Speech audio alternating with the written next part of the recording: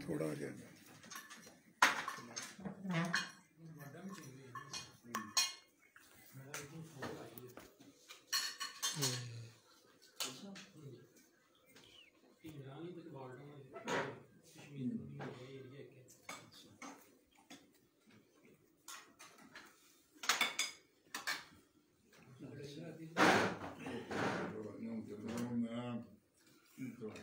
जिहा शादी पुलिस पई बंदे मारे मूरे ने फिर मेहरबानी पुलिस को फोन कर बंदे ने मारा वो क्यों बेकसूर नहीं मैनेजर तो पीछे बंदी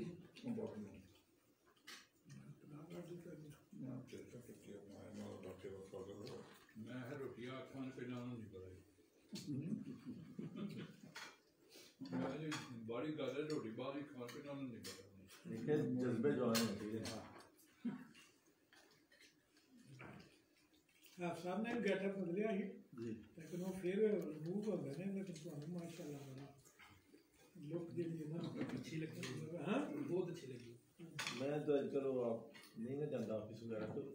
मिस्टर को बैग ना मैं हो साहब वगैरह मैं किसी भी उठाओ ना ये तो मैं कहा क्या शबाब वाली उसी टेलीग्राम जो लोग ने बाकी लोगों ने भी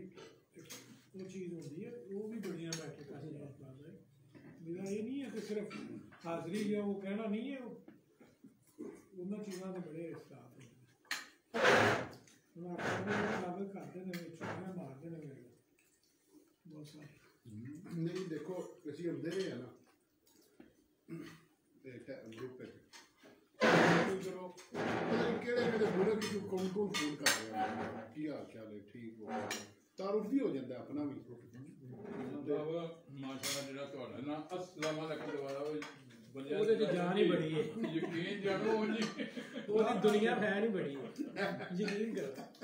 ਉਹ ਵਾਕਈ ਚੀਮਾ ਸਾਹਿਬ ਨੂੰ ਬੜੀ ਜ਼ਬਰਦਸਤ ਸਲਾਮ ਹੈ ਉਹ ਮਾਜਰੇ ਵਾਲੇ ਉਹ ਵੀ ਬੜੀ ਗੁੱਤਗੂ ਸਾਰੇ ਭਰਾਵਾਂ ਨੂੰ ਤੇ ਵਾਲੇਕੁਮ ਅਸਲਾਮ ਸਾਰੇ ਵੀਰਾਂ ਭਰਾਵਾਂ ਬੜਾ ਮਠਾਸ ਹੁੰਦਾ ਹਾਂ ਸਹੀ ਕਹਿ ਰਹੇ